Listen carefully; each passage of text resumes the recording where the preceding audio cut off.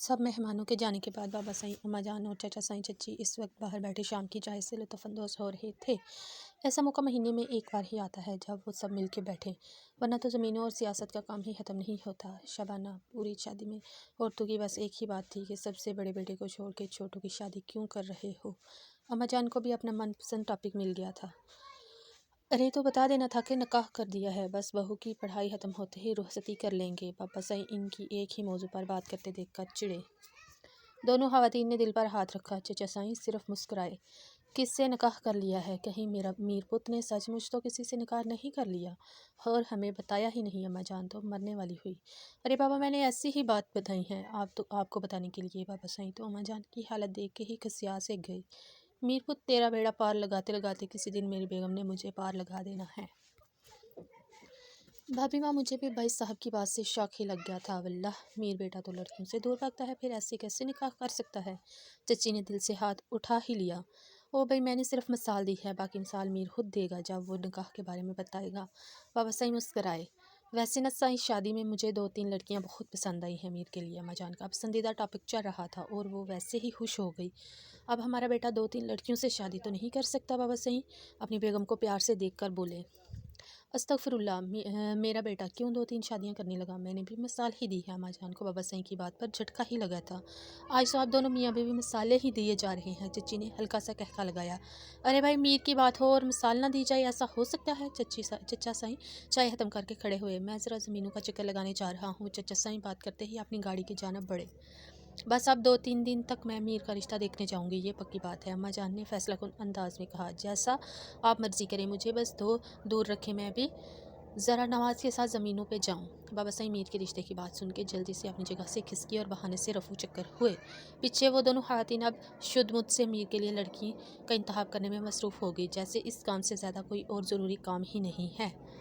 Mir meeting से फ़ारिग होकर थका थका सा अपने ऑफिस में दाखिल हुआ। वो वैसे ही शादी की वजह से थकावट का शिकार था, फिर आज बैक टू बैक मीटिंग्स होने की वजह से ज़्यादा थक चुका था। अभी वो घर जाके आराम करने का सोच रहा था जब फ़ोन की बीप ने उसे अपनी जानब मुतवज्जो किया। मीर ने मुंह बना के फ़ोन की स्क्रीन अपने सामने की ही दाद का नंबर जगमगा रहा था।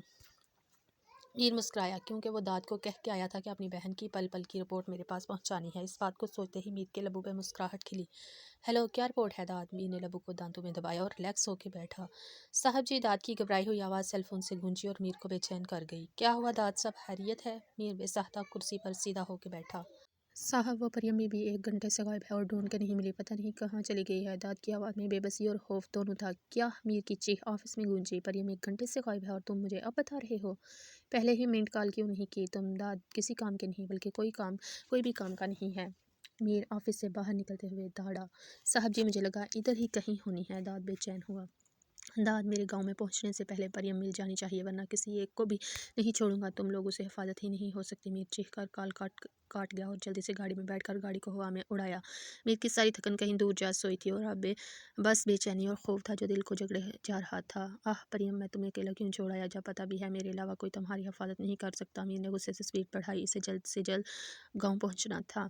मीर तेज़ रफ्तारी से गाड़ी चलाते हुए बहुत ही कम वक्त में हवेली पहुंचा था। इसका दिल भी गाड़ी की स्पीड के साथ तेज तेज धड़क रहा था। हवेली के सामने गाड़ी खड़ी करके मीर भागता हुआ हवेली में दाखिल हुआ। सब लोग सवाई बाबा साईं और चाचा साईं के बाहर ही परेशानी से ठहर रहे थे। दाद किसी को कॉल करने में मसरूफ़ था। जब मीर को अपनी तरफ आता देखकर जल्दी से कॉल बंद कर दी। मीर खुद पे कंट्रोल करने की कोशिश कर रहा था, मगर परियम को सोचकर दिमाग की शरीरें फटने लगी थी।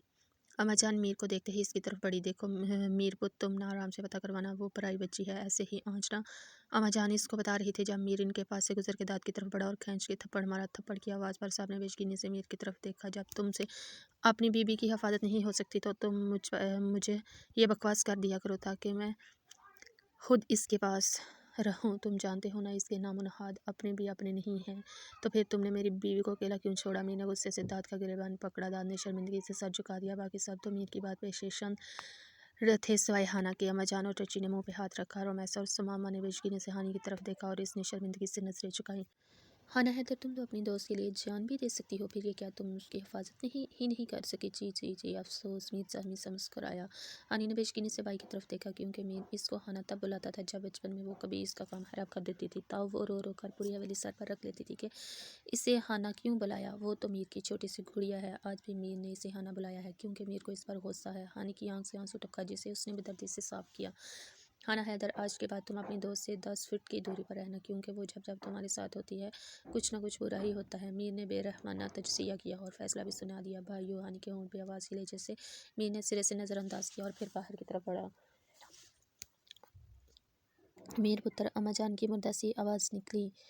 सॉरी अम्मा जान, मैं आपको बता नहीं सका, मगर परियम मेरी बीवी है। मैंने उससे 6 महीने पहले निकाह कर लिया था। मीर शिकस्ता सा चाल चलता हुआ अम्मा जान के पास आया। तुम्हारे बाबा साई ने मुझे बताया था कि मीर ने निकाह कर लिया है, और मैं इससे लड़ पड़ी कि ऐसा कैसे हो सकता है? मेरा बेटा लाखों करोड़ों में एक है, और वो अपनी अम्मा जान को बताए बगैर निकाह कर ही नहीं सकता। मैंने तुम्हारे बाबा साई को बुरा भी कहा, क्योंकि मेरे लिए मेरा पुत्र तो बिल्कुल परफेक्ट है, और ऐसे कैसे किसी से भी निकाह कर सकते हैं? अम्मा जान की आंखों से आंसू निकले और फिर पूरे चेहरे को भिगो के रख गए।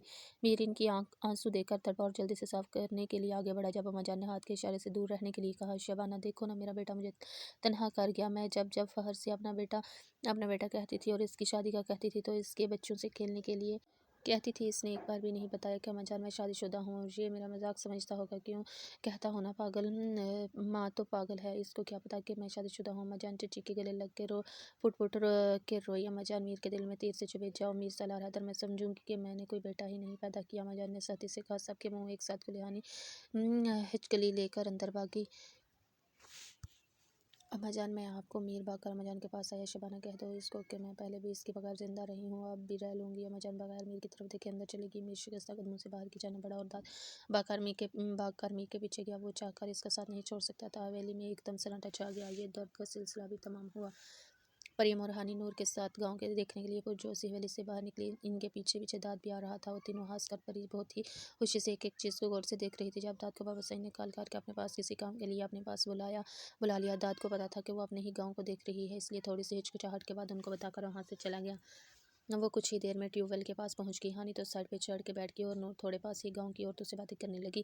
परियम थोड़ी देर तो पानी से खेलती रही। जब सामने ही हरे भरे बाग देखे तो हाना को बताकर उनकी तरफ बढ़ी। हानि इसके साथ जा नहीं सकती थी, क्योंकि वो जोर से जवार से मैसेज पे बात कर रही थी, इसलिए परियम को अकेले जाने दिया। परियम खुशी खुशी बाग को देखती बहुत दूर निकल आई। आगे नहर को देखकर इस बच्चों को बेफिक्री से नहाते देखकर वो भी पाँव डालकर इधर बैठ गई। थोड़ी देर बाद ही जब टाइम का एहसास हुआ तो पानी से पाँव निकाल कर पीछे जाने लगी, मगर सामने ही 2-4 आवारा कुत्तों को एक साथ देखकर इसकी जान निकल गई। वो इनसे डर कर बागी कुत्ते भी इसको डरते देखकर भौंकते हुए इसकी जाना बाई। परियम रोड को देखे बगैर ही भाग कर क्रॉस करने लगी, जब दूसरी तरफ से तेजी से आती गाड़ी ने इसको टक्कर मारी। परियम हवा में लहराते हुए सड़क के पार जाके गिरी। गाड़ी में बैठे हुए मर्द ने बेचैनी से सामने गिरी हुई लड़की को देखा। आसपास काम करती औरतें भागकर इनके पास आई। गाड़ी में से मर्द भी निकलकर बाहर आया और परियम के माथे से खून निकलता देखकर उसको औरत की मदद से उठाकर अपनी गाड़ी में लटाया और जल्दी से हॉस्पिटल की तरफ गाड़ी को मोड़ा। हाय जाना, तेरा काम। और हम दाद, तुम लोगों ने परियम को आखिरी बार कहाँ देखा था? दाद जैसे ही गाड़ी में बैठा मित की सर्द आवाज़ गूंजी। साहब, गुड़िया कह रही थी कि वो हमारे बाग देखने गई थी और फिर 1 घंटे के बाद भी वापस नहीं आई, तो गुड़िया ने बड़े साहब और मुझे फ़ोन कर दिया। तब से हम सब ढूंढ रहे हैं, मगर बीबी साहबा कहीं नहीं मिली। दाद ने शर्मिंदगी से सब बता दिया। किसी से पूछा है या किसी को बताया है? मैंने परेशानी से गाड़ी आगे बढ़ाई। नहीं, बड़े साहब ने कहा है कि वो खुद ही ढूंढ लेंगे, इसलिए अभी तक पुलिस को नहीं बताया। दाद ने बाबू सिंह को हुक्म बताया, चलो एक बार वहाँ आसपास के रहने वाले से पूछ लेते, क्या पता किसी ने देखा हो। मैंने कहते ही जन से गाड़ी भगाई। साहब, मुझे अफान खान पे शक है। दाद ने अपने दिल की वसवसे बताए। साले साहब पे शक मत करो, उसका ऐसा बंदोबस्त किया है, दोबारा कभी हुआ मेरी बीवी को हाथ नहीं लगाएगा। मीर हमेशा मुस्कुराया। क्या मतलब? दादा हकीकतन परेशान हुआ। जब तुम उसको देखोगे तो पता चल जाएगा। नहर के पास गाड़ी रोककर मीर ने अपने हाथों की तरफ इशारा किया और फिर गाड़ी से उतरकर आगे की तरफ बढ़ा। दादा अपने साहब का इशारा समझ के अफान खान पर सिर्फ अफसोस ही कर सका। मीर आगे बढ़ ही रहा था जब सड़क के किनारे पर लगे खून को देखकर अफसोस ही कर सका, क्योंकि यहाँ 4 सड़कों को के मिलने की वजह से हादसा हो जाते थे। मीर और दादू थोड़ी दूर जाके बच्चों के टोले के पास रुके और उनमें से एक 12 साल बच्चे को बुलाकर सेल फोन से तस्वीर दिखाकर परियम के बारे में पूछा। अरे साहब, ये तो वो ही खूबसूरत बीबी है जिनकी दोपहर में गाड़ी के साथ टक्कर हुई थी। बच्ची तस्वीर देखते ही परियम को पहचान गया था। बच्चा तस्वीर देखते ही परियम को पहचान गया था। मीर के दिमाग में धमाके हुए और वो भागकर खून वाली जगह पे पहुंचा। दाद ने इसे बच्चे से आगे के सवाल जवाब करके मीर के पास पहुंचा। साहब, बच्चा कह रहा है कि गाड़ी वाला बीबी साहबा को गांव के हॉस्पिटल की तरफ ले गया था। दाद ने मीर को आगे बताया। मीर 1 सेकंड की देर किए बगैर भागकर गाड़ी में बैठा। दाद भी मीर के पीछे पीछे भागा। मीर हवा से बातें करता हुआ 5 मिनट से भी पहले हॉस्पिटल में पहुंचा। डॉक्टर ने जब मीर को हॉस्पिटल में देखा तो परेशानी से मीर की तरफ बढ़ा। क्या हुआ मीर साहब? हवेली में सब हैरियत है। यहाँ पर एक एक्सीडेंट का केस आया होगा। दोपहर के बाद मीर ने डॉक्टर की बात नज़रअंदाज की और अपने मतलब की बात की। वो लड़की का केस था, पेशेंट्स को होश नहीं आ रहा था तो मैंने उन्हें शहर के हॉस्पिटल में रेफ़र कर दिया। डॉक्टर को भी याद था। मीर परेशानी से थक कर कुर्सी पर डैसा गया। डॉक्टर, वो जो पेशेंट के साथ थे उनका फ़ोन नंबर होगा? दाद ने बर वक्त अक्लमंदी दिखाई और मीर को जैसे अंधेरे में सुराग मिल गया था। जी हाँ, उनका फ़ोन नंबर है, आइए आप। डॉक्टर ने उनको इशारे से अपने बिछाने को कहा। दाद भागकर फ़ोन नंबर ले आया और सेल फोन पर कॉल कर दी। मीर और वो दिल में दवाई करते हुए गाड़ी में बैठे। सच शुक्र के तीसरी बेल के बाद कॉल पिक कर ली गई। सलाम दुआ के बाद दाद ने मतलब की बात पूछी और हॉस्टल का नाम पता चलते ही दाद ने कॉल बंद की और मीर को नाम बताया। दाद, दुआ करो तुम्हारी बीबी ठीक हो। मीर गाड़ी को भगाते हुए दाद से अफसरदा सा बोला। दाद के दिल से न तो दुआ ही निकल रही थी, क्योंकि मरियम सिर्फ उसकी बीबी ही नहीं बल्कि बहन भी थी। 5 साल बाद परी परी 4 साल गोलूमोलू खूबसूरत सा बच्चा बार बार मरियम को अपनी तरफ बुला रहा था, मगर वो भी अपने नाम की एक ही थी। अनसुनी करके अपने काम में मसरूफ़ थी। अल्लाह अल्लाह, मेरी कोई वैल्यू ही नहीं इस घर में। बच्चे ने मुँह मसूरा और सेम टू सेम मीर का फ़िक्रा बोला, जो अक्सर ही मरियम से बोलता रहता है। जाना बच्चा अपनी ही शरारत पर खिलखिलाया। कियान, तुम आज बच जाओ मेरे हाथों से। परी पैर पटक कर इसकी तरफ बढ़ी। आपके हाथों से वैसे भी कोई कोई नहीं बच सकता। बच्चा मुँह बनाकर कहते ही वहाँ से भाग गया। ओ माय गॉड, क्या करूँ मैं? इस बच्चे का नाम नाक में दम करके रखा हुआ है और एक इसका बाप है। मजाल है जो बच्चे को एक बार भी समझाए, उल्टा इसी का साथ देता है। अल्लाह, मैं क्या करूँ? परी कुर्सी पर बैठते हुए गहरी सांस लेकर बोली, क्या हुआ? जाने क्यों सुबह सुबह चला रही हो? मीर अपनी नींद खराब होने पर आंखें मसलता हुआ परी के पास आया। मुझे चिल्लाने का शौक जो है इसलिए चला रही हूँ। परी ने कियान का गुस्सा मीर पर निकाला। ये बात भी वैसे ठीक कही है तुमने। अपने बारे में हर कोई सच ही बोलता है। मीर इसको कुर्सी से खड़ा करके खुद बैठा और फिर इसको खींचकर अपनी गोद में बैठाया। अच्छी मीर, क्या कर रहे हो? पता भी है आज छुट्टी है। कियान घर पर है।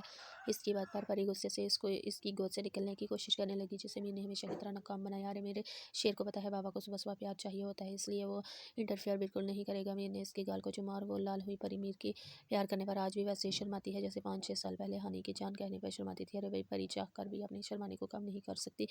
आपके शेर को बस यही तो पता है, इसलिए हर वक्त लड़कियां ताड़ने में मसरूफ रहता है। परी ने जोर से मीर के बाजू पर चुटकी काटी। आह जालिमा, दर्द जो चाहता हुआ था बस एक यही बात मेरे शेर में ज़रा खराब है, बाकी तो वो दुनिया का को नचा सकता है। मीर ने अपना नाक परी के गाल के साथ रगड़ा। फिलहाल तो वो लड़कियों को नचाने में मसरूफ रहता है। जैसे ही कोई खूबसूरत लड़की देखता है, झट से पहले उसे अपनी दुल्हन बनाने का कह देता है और अपनी इन्फॉर्मेशन मुझ तक। परी तो अपने बेटे के करतूतों की वजह से नाक तक चिड़ी हुई थी, इसलिए मीर को बता रही थी। जब मीर के शेर की एंट्री हुई, बैड मैनर्स। परी, आप किसी की गैर मौजूदगी में इसकी बात कैसे कर सकती हैं? और सबसे बड़ी बात, मीर सलार हैदर के शेर की बात। मीर के सामने चीख गया। आंखों में अफसोस भर के माँ को देखने लगा, जैसे इस बेचारी से बहुत बड़ी गलती हो गई हो। परी बेचारी शर्म के मारे सटपटाकर मीर की गोद से उछलकर खड़ी हुई और गुस्से से शोहर को देखा, जैसे कह रही हो, देख लो आप अपने शेर को की करतूत मुझसे तो नहीं संभाला जा रहा, तुम्हारा शेर अब खुद ही संभालो। मीर ने मुस्कुराहट दबाकर अपना सर खुजाया। आदतन जब कोई बात ना बन सके तो सर खुजा लिया। परियम मीर को सर खुजाते देखकर पैर पटकते हुए वहां से वॉकआउट कर गई। मीर कियान अपनी माँ की तरह मासूमियत से बोलता हुआ अपने बाप के पास आया। क्या बात है मीर के शेर? मीर ने मुस्कुराकर ज्ञान को गोद में उछाला। जाना से जब कोई बात नहीं ना बनती तो वो पैरों को मारकर चल जाती है। ज्ञान मुंह पर हाथ रखकर हंसा। ओह बड़ी बुरी बात, शेर मामा के बारे में ऐसी बात नहीं करते। मेरा मीर बा मुश्किल संजीदा हुआ, वरना ज्ञान इसको आपका जरा कम ही गुस्सा होने देता था। मीर जैसे ही गुस्से से बात करने लगता था, ज्ञान भागकर सामने आ जाता और सीना ठोकर कहता कि आ जाओ मीर के शेर से लड़ो। और बेचारे मीर को गुस्सा ठंडा करना ही पड़ता। शेर से लड़ जो नहीं सकता। 4 साल ज्ञान के सामने मीर सब कुछ बोल सकता है। आहर को लंदन जैसे शहर में माँ बाप की जीने की वजह है, इसके ही दम से तो परियम और मीर सब कुछ भूले हुए हैं। वरना 5 साल पहले जब मीर परियम को इधर ले आया था, परियम ने रो रो कर इधर रहने से इनकार कर दिया था। तब मीर ने कुछ भी पूछने और पाकिस्तान न जाने की कसम दी थी और परियम हफा जरूर हुई थी, मगर साथ अपनी शर्त भी मनवा ली कि वो इधर अकेली नहीं रह सकती, इसलिए इसे अपना बच्चा चाहिए। और मीर न चाहते हुए भी इसकी शर्त को मान गया था।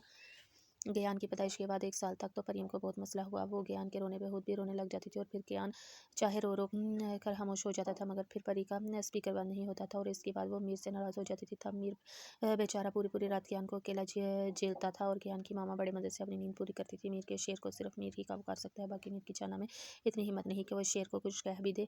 ज्ञान ने खूबसूरती माँ और बाप दोनों से ली थी, मगर जहानत तो सिर्फ बाप से ली थी। अगर माँ से लेता तो फिर अल्लाह हाफिज़ ही होता, इसलिए वो आम बच्चों से ज़्यादा तेज़ तराज था है और बहुत बहुत ही कम वक्त में हर चीज़ भी कर लेता है। जैसे वो अपनी मामा की तरह बाप को मीर ही बुलाता है, क्योंकि बकौल उसके परी ने तो कभी मीर को पापा नहीं बुलाया, तो वो क्यों बुलाया। और इसी तरह परियम को परी और जाना ही बुलाना, बिकॉज पापा भी तो परी और जाना ही बुलाते हैं। कयान की मंतक को वो खुद ही समझ सकता है, बाकी हमारे बस में तो शायद ये ना मुमकिन है। वैसे अपने टाउन में अगर मेरा एशियन हिंक है तो इसका बेटा भी बाप की कॉपी करके एशियन हिंक बन जाता है, क्योंकि अयान को मीर की ही कॉपी करनी होती है, चाहे वो भी ड्रेसिंग में, चाल में हो या फिर प्यार करने के मामले में हो। You know age and everything. उफ मीर, मैंने तो परी के बारे में बात की है, मामा की तो नहीं की। क्या अयान ने चालाकी से आंखें घुमाई। चलो फिर परी को मनाते हैं, सुबह सुबह ही नाराज़ कर दिया है मीर। इसकी चालाकी पे मुस्कुराते हुए किचन की जाना बड़ा वट मनाते हुए, किस मैं करूँगा, आप हमेशा चीटिंग करके जाना को किस कर लेते हैं। वो मान जाती है और मेरा किस वाला सीन मिस हो जाता है कि अयान ने मुंह बनाया। ओह मेरे शेर, आज जिसको मौका मिला वही कर लेगा, आज नो चीटिंग। ओके मीर बेचारा शर्मिंदा हुआ।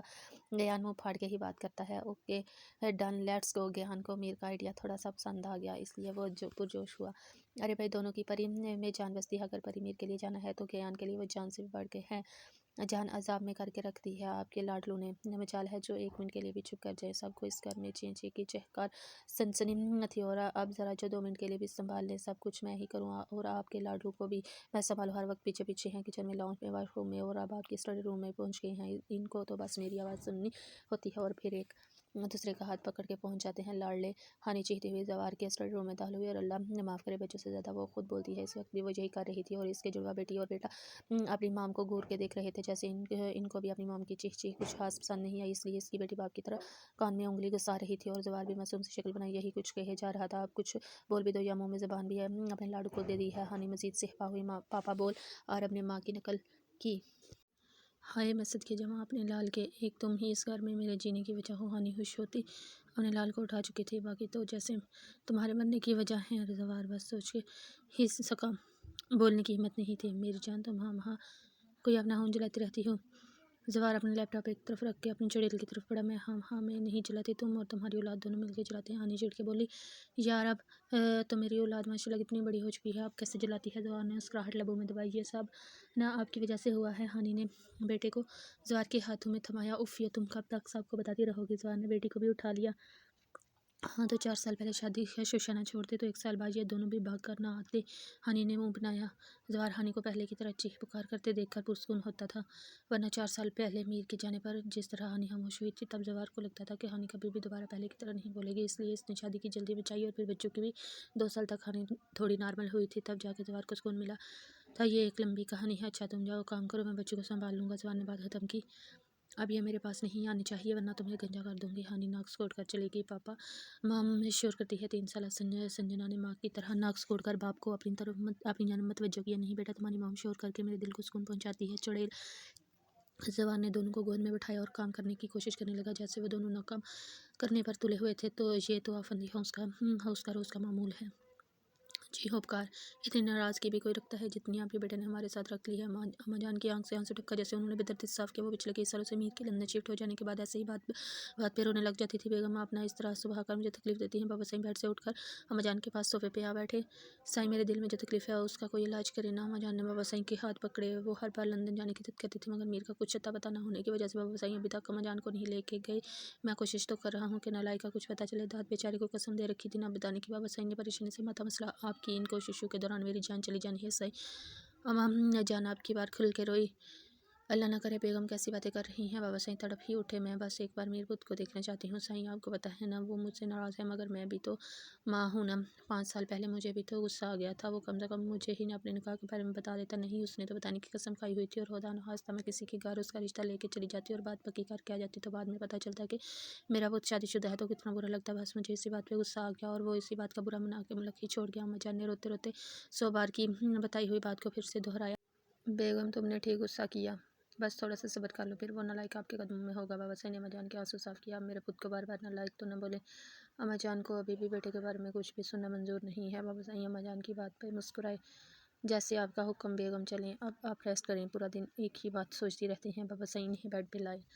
बस एक बार मीर आ जाए फिर नहीं सोचूंगी। अम्मा जान सोते हुए थोड़ा सा मुस्कुराई। आ जाएगा इंशाल्लाह, बाबा साईं ने दिल में कहा, और फिर अम्मा जान के ऊपर चादर ठीक करने लगा। बेटे की ज़रूरत तो उनको भी है, मगर उन्होंने कभी ज़ाहिर नहीं किया। अब तो हवेली की रौनक भी जैसे रूठ सी गई थी। हाना बच्चों के साथ आती है तो थोड़ी बहुत हवेली में ज़िंदगी का समा मालूम होता है, वरना तो ऐसे ही उदासी में लिपटी रहती है बाज़िल। और सुमाइमा को अल्लाह ताला ने अभी तक औलाद से नहीं नवाजा। चाचा साईं कभी इधर के चक्कर लगाती है, चाची साईं कभी इधर के चक्कर लगाती है, कभी ब्यूटी पार्लर के इनकी हंसी मुस्कुराहट भी जैसे वक्त ने छीन ली है। और डार्लिंग आती है तो थोड़ी देर के लिए खुश हो जाती है, इसके बाद ऐसे ही चुपचाप फन कर गुजरते रहते हैं, दिन गुजरते रहते हैं। हवेली की खुशियों को 5 साल पहले जैसे नज़र सी लग गई थी। बस इतना करीब रहो, बात ना भी हो तो दूर ही ना लगे। 5 साल पहले मीर और दाद तेज़ रफ्तारी से हॉस्पिटल पहुँचे। दाद ने दोबारा से फ़ोन करके वार्ड वार्ड वगैरह पूछे। भागते हुए मतलब रूम तक पहुँचे। मीर ने जब सामने अपने पिछले निकाले गए सेक्रेटरी अयाज को परियम के रूम के बाहर देखा तो हैरान सा इसके पास गया और दाद को गुस्सैली नज़रों से देखना नहीं भूला। सर, मुझे वाकई में नहीं पता था कि मैडम आपकी बीवी है। ये तो अभी दाद सर के फ़ोन करने पर मालूम हुआ है। मैंने जानबूझकर एक्सीडेंट नहीं किया। बेशक आप मैडम के होश आने पे मालूम कर लीजिएगा।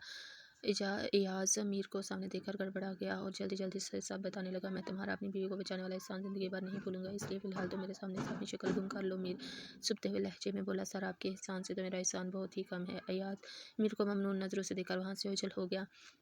दाद पहले ही परियम की कंडीशन पूछने के लिए डॉक्टर्स के पास चला गया था। मैंने बेबसी से शीशे के पार अपनी जाना को बेड पर लेटे देखा। वो अपनी जाना के पास अकेला है और कोई भी अपना नहीं है जिसके साथ वो अपना गम बांट सके। इसे सोच के आते ही मीर की रगत तन की। साहब, मैंने डॉक्टर्स से बात की है, वो कह रहे हैं कि बीवी साहबा ने कोई स्ट्रेस लिया हुआ है जिसकी वजह से वो होश में नहीं आ रही हैं।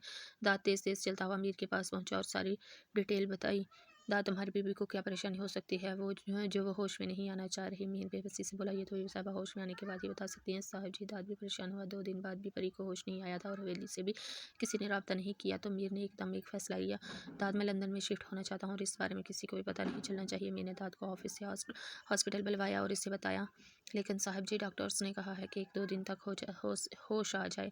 दाद की बात मुकम्मल होने से पहले मीर ने इसे दरमियान में टोका। दाद, मैं परियम के होश आते ही लंदन की फ़्लाइट पकड़ूंगा और ये बात मेरे और तुम्हारे दरमियान रहनी चाहिए। साहब जी, पाकिस्तान में आपका बिजनेस था। परेशान होकर बोला, वो तुम अच्छी तरह संभाल लोगे क्योंकि अयाज का केस जिस तरह तुमने हैंडल किया है वो काबिल तारीफ़ है। मीर ने तंज़िया अंदाज में कहा, सॉरी साहब, मैं चाहकर भी अयाज के साथ कुछ गलत नहीं कर सका। दाद ने नज़रें चुराई, इसलिए तो तुम्हारा सारा बिजनेस तुम्हें सौंप कर जा रहा हूँ। हाँ, अब नेक्स्ट कोई सवाल नहीं। मैं तुम सब लोगों की वजह से पाकिस्तान छोड़ के जा रहा हूँ। अब तुम जा सकते हो। मीर ने दो टोक अंदाज में बात खत्म कर दी। दाद सर झुका के वहाँ से चला गया। परियम के होश आने के बाद जब मीर ने प्यार और गुस्से से स्ट्रेस की वजह पूछी तो परियम ने बताया कि इसे अफान भाई की कॉल आई थी।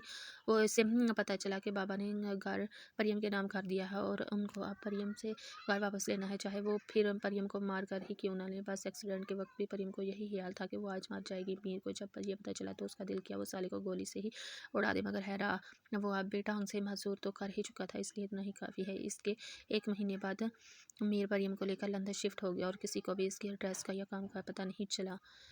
आज 5 साल बाद मीर और परियम में फिर ठुनी हुई थी। लाउंज में परियम साहबा मुंह बना कर बैठी हुई और सामने ही मीर गुस्से से इधर उधर चक्कर लगा था क्योंकि परियम को आज फिर पाकिस्तान वापस जाने का दौरा पड़ा हुआ था। परियम, मैंने तुम्हें पहले भी बताया था कि अब हम पाकिस्तान कभी नहीं जाएंगे। ये बात तुम्हारे छोटे से दिमाग में क्यों नहीं बैठ जाती। मीर खुद को नॉर्मल करता हुआ परी के पास आया। मीर, परियम ने हमेशा की तरह बुला के मीर की कान ही निकाल ली, मीर की जान ही निकाली। जाना तुम इस तरह बोलकर भी मेरा फैसला नहीं बदलवा सकती। मीर ने मुस्कुराकर परी को अपने पास खींचा। आप ना हमेशा आप नहीं मनवाते हैं। परी ने मुंह बनाया, कसम से यार ज्ञान सिर्फ तुम्हारी जिद पर ही इतनी जल्दी दुनिया में आया है। मीर ने आँख दबाई। उफ, एक यही बात आपने पकड़ी हुई है। परी ने शर्मा कर अपना बाजू छुड़ाया। क्या करूँ, तुम्हारी जिद का नतीजा जो बड़ा खराब निकला है। मीर ने परी के साथ अब फिर से शरारत की जिसकी वजह से वो लाल हुई। आप मेरे बेटे के बारे में ऐसे ना बोले। परी ने घूर कर मीर को देखा जैसे वो तो मेरा बेटा ही नहीं है। मीर ने भी परी को वैसे ही घूरा। अच्छा, अब आप बताएं हम पाकिस्तान कब जा रहे हैं, फिर मैं ज्ञान को भी बताऊं। परी एक बार फिर जोश से शुरू हुई। परी, तुमने मुझे बार बार गुस्सा दिलाने का ठेका लिया हुआ है। मीर आपकी बार संजीदा हुआ। अमीर, आप चाहते हैं कि जिस तरह मैं रिश्तों के होते हुए भी उनके प्यार के लिए तरसी हूँ, वैसे ही मेरा बेटा भी रिश्तों के होते हुए भी उनसे दूर रहे तो ठीक है। आप मेरे बेटे को भी मेरी तरह जीने दें और आप खुश रहें। परियम गुस्से से कहती वहाँ से वॉकआउट कर गई। मैंने गुस्से से हाथ का मुक्का बनाकर सोफे को हमारा डैमेड हर जगह मैं ही गलत हूँ। अगर तुम पाकिस्तान जाना चाहती हो तो मैं टिकट करवा दूंगा, मगर मैं पाकिस्तान नहीं जाऊँगा। मैंने बड़बड़ाते हुए बाहर का रुख किया। बात ही नहीं हुई सुबह से सजना हानि को घूरे हुए जा रही थी और हानि भी इसकी माँ है बगैर कोई नोटिस लिए जवार को अपनी फरमाइशी प्रोग्राम बता रही थी जिसमें सरफरिस्त इसके लिए गजरे लाना था और इसके बाद गोलगप्पे और इनके बाद बच्चों की चीज़ें। जवार बेचारा ऑफिस में सेलफोन कान से लगाए अपनी किस्मत को रो रहा था जिसकी बीवी के फरमाइशी प्रोग्राम ही खत्म होने को नहीं आते। लो बेटी से भी बात कर लो, इसका गुण नहीं ख़त्म नहीं हो रहा। हानि ने सजना को गोद में बैठाया और सेलफोन उसके कान से लगाया। जैसे तुम्हारी फरमाइश प्रोग्राम तो ख़त्म होने को आ रहे हैं पापा। सलाम अलैकुम। सजना ने माँ को चुटकी काटी और फिर बाप को सलाम किया। ये आदत इसने सरासर हानि से ली है। हानि कड़वा घूंट भर के रह गई। वालेकुम अस्सलाम मेरी प्रिंसेस, क्या कर रही है? जवार दिल से खुश हुआ। पापा नथिंग मॉम, गशे शे देख। सजना ने नाक कोट कर माँ की शिकायत की। हाय अल्लाह, तुम दोनों का एक ही काम है, बस मेरे खिलाफ बातें कर लो। हानि ची ही सजना मुंह बना के हानि की गोद से निकली और कान में उंगली डालकर सेलफोन दूसरे कान से लगाए। हानि को घूर कर चली गई। पीछे हानि मुंह खोलकर बेटी को देख रही थी। इसलिए जो हो बहू अपने बाप की तरह मॉम को चढ़ाने में मसरूफ रहती है, मगर फिर भी वो हानि की चीनी की वजह है। हानि सजना को सोच रही थी। जब सो चुका दहाड़ा परियम और मीर भाई की तरफ चला गया। अब हानि 2 घंटों तक रूम से बाहर नहीं निकलने वाली थी और ये बात सबको पता थी, इसलिए कोई भी इसे डिस्टर्ब नहीं करता था। हानि बाहर से चाहे जितना मुस्कुरा ले, गुस्सा कर ले, मगर दिल में एक कसक और बेचैनी हर वक्त इसके साथ रहती थी। पता नहीं ये बेचैनी कब इसका पीछा छोड़ेगी और मनचाहा शख्स का मिल जाना भी बड़ी किस्मत की बात होती है। क्या हुआ, इतने खुश क्यों नजर आ रहे हैं आज? आपस में किसी हसीना को देख के आ रहे हो क्या? दाद मुस्कुराते हुए जब घर में दाखिल हुआ तो सोनिया को आग ही लग गई, क्योंकि इसे लगता है कि इसके शोर को हर हसीना तरसती हुई निगाहों से देखती है, इसलिए वो हर वक्त मशकूक अंदाज में दाद के आगे पीछे फिरती है। औरतों की महसूस आदत अपने शोहर के लिए पोजेसिव यूनो अस्तगफिरुल्लाह, कैसी बातें करती हो, सारा मूड ही खराब कर दिया तुमने। दाद ने मुंह बनाकर कान को साफ किया। हाँ हाँ, मेरी बातें तो खराब ही लगेंगी। अब तो ऑफिस वाली हिस्ट्री मुँह की बातें जो मीठी लगने लगी हैं। सोनिया ने जाते हुए दाद को कोट से पकड़कर अपनी तरफ मोड़ा और फिर इसकी सेक्रेटरी को रगड़ डाला। सोनू मेरी जान। दाद ने सोनी को कमरे से पकड़कर अपने बिल्कुल करीब किया। सोनी की बोलती दाद की कुर्बत की वजह से बंद हुई। वैसे दूर होकर जितना मर्जी बोल लेती हो, मगर दाद की जरा सी कुर्बत ही इसकी जान ले लेती है। आहर को दाद इसे कितनी ही दवाओं और कितने कई साल इश्क करने के बाद मिला, इसलिए हवास छोड़ना तो बनता है। सोनी का जी सोनी हकलाई, वो ऑफिस वाली शायद शुगर ज़्यादा इस्तेमाल करती है, इसलिए इसकी बातें मीठी लगती हैं। तुम भी शुगर का इस्तेमाल ज़्यादा कर दो। दाद ने सारे रोमांटिक मूड का सत्यानाश मार के जल्दी से सोनी को छोड़ा, क्योंकि सोनी की अब चीखें पूरे घर में गूंजने वाली थी। दाद सोनी को जब तक समझ आई, दाद भागकर सीढ़ियाँ चढ़ता हुआ रूम में घुस गया। तुम्हें तो वह आकर बताती हूँ कि शुगर का इस्तेमाल करना है या नहीं। सोनी इससे पहले के रूम में जाकर दाद का सर फाड़ती। 2 साल अमन के रोने की आवाज़ सुन के घबराई और भागकर सोफे के पास पहुंची, जहाँ अमन खिलौनों का सत्यानाश मार के रोने में मसरूफ हो चुका था। क्या हुआ मेरे प्यारे शहजादे को? सोनी ने अमन को जल्दी से गोद में उठाया और प्यार करने लगी। अमन को थोड़ा सा सुकून मिला तो खेलने के लिए इधर उधर नजर दौड़ाने लगा। फिर माँ के बाल बाल नजर आए, खेलने के लिए परफेक्ट चीज़। अमन पहले मुस्कुराया। सोनी भी बेटी की मुस्कान देखकर मुस्कुराई, मगर अगले बाल उसकी चीखें दरो दीवार से होती दाद तक पहुंच चुकी थी, क्योंकि अमन ने जोर से सोनी के खुले बाल खींचे थे। क्या हुआ सोनिया? दाद बेचारा शर्टलेस होकर नीचे की तरफ भागा। कुछ नहीं हुआ, तुमने और तुम्हारे कार्टून ने कसम खा रखी है कि बस मुझे तंग करना है। सोनी अमन को दाद की बाहों में पटक कर किचन की तरफ चली गई। मेरे कार्टून तुम्हारी मम्मा को तंग करने के लिए मैं ही काफ़ी हूँ, तुम तंग करने के लिए किसी और को ढूंढ लो। यार दाद सोफे पे बैठकर अपने बेटे को ऐसे समझाने लगा जैसे वो सारी बातों को समझता है। हाँ हाँ, अपने बेटे को भी वही सिखाओ जो खुद करते हो। सोनी ने पानी का गिलास टेबल पर पटका। ला हौला वला कुव्वत, मैं क्या करता हूँ? दाद ने कानों को हाथ लगाया। यही तो जानना चाहती हूँ कि आप क्या करते हैं। सोनी रो हंसी हुई। अमन अपने माँ बाप को करीब देखकर फिर से खेलने में मशगूल हो चुका था। इधर आओ, तुम ना हाँ परेशान होती रहती हो। यार मैं सिर्फ तुमसे प्यार करता हूँ, बाकी कुछ भी नहीं करता। दाद ने सोनी को हाथ से पकड़कर अपने पास बैठाया। आप कोई मुझसे प्यार व्यार नहीं करते। सोनी ब्लश करने लगी। तो हमारा कार्टून बगैर प्यार के ही इस दुनिया में नजर आ रहा है। दाद ने हैरान होने की एक्टिंग की। सोनी ने शर्मा कर दाद के बाजू पर मुक्का मारा।